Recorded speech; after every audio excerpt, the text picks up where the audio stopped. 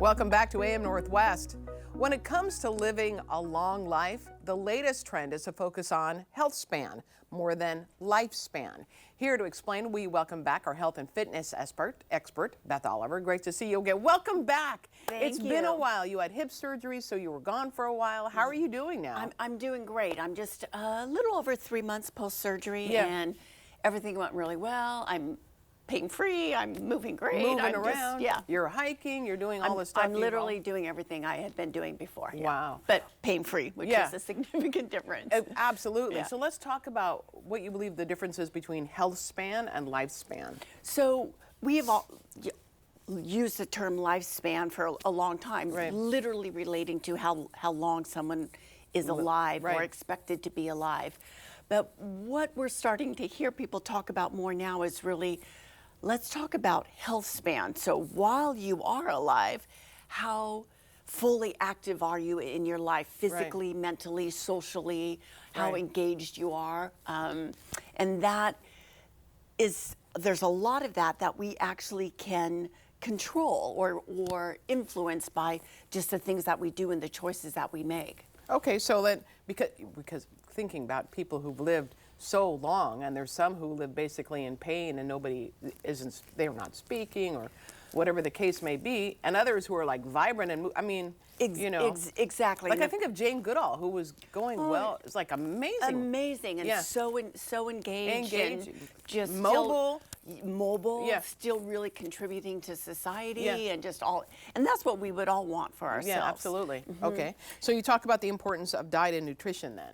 Right. So that's one of the big ones, and I don't say that in a way for people to think they have to adhere to any like crazy diet or anything like that, but just being really conscientious about it and just taking practical steps. So even things like just always trying to make sure you've got multiple colors on your plate, which will encourage you to eat more fruits and vegetables. Right. Even simple strategies like getting in the habit of making a meal plan before you go to the grocery store, so that you've got a better chance that when you get home from work or running around with the kids all day, that you have what you need to make something that's healthy and nutritious, as opposed to just trying to get it all together in the middle of chaos when everyone gets home. Right, absolutely.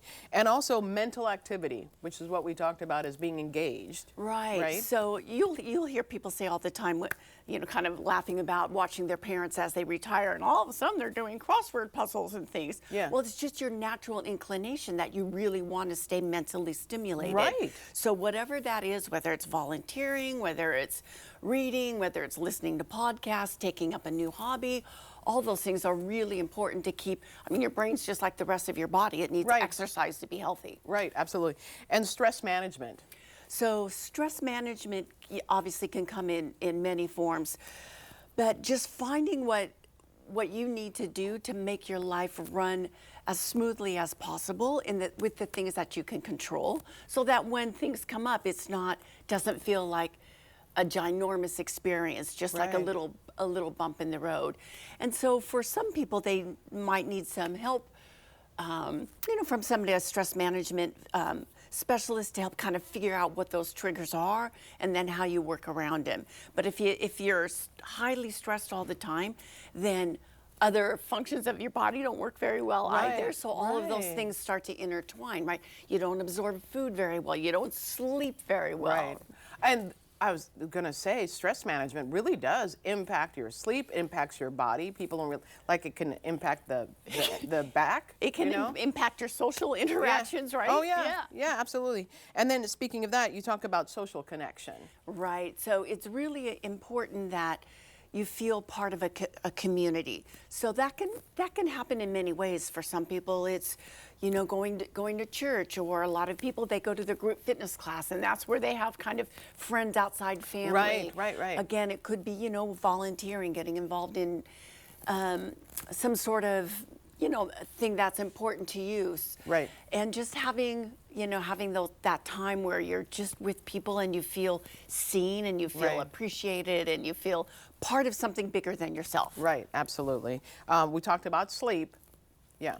So sleep is really important because, again, it affects lots of other things. Right. If you're not getting enough sleep and you're cranky and then you don't feel like exercising, and so all of those things are really important. And some simple things like just getting yourself in the habit of going to bed and getting up at the same time, Right. as opposed to like on the weekend staying up super late, and Right. then it throws the rest of your day off. You know, sometimes I go back to being a kid on Friday nights or Saturday nights. I've got to stay up. Now, I may be falling asleep, but I got to stay you up. make yourself do it, like, right? No, okay, time to go to bed. Yeah, Yeah, time to go to bed.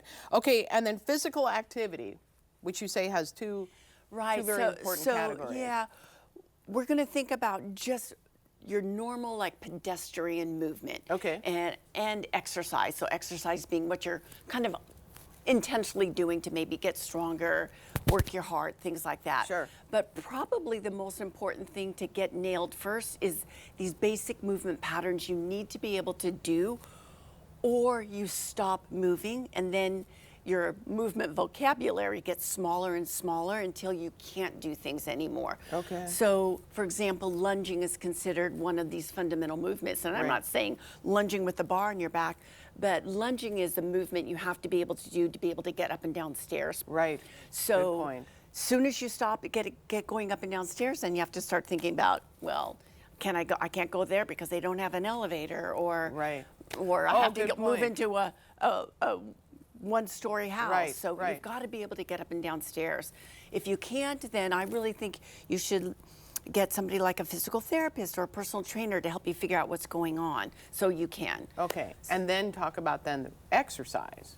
So exercise, you want to talk about strength training, because muscle is what keeps our joints healthy. Sure. So if our joints start failing, then we can't move with Right. ease or anything. So strength training, super important.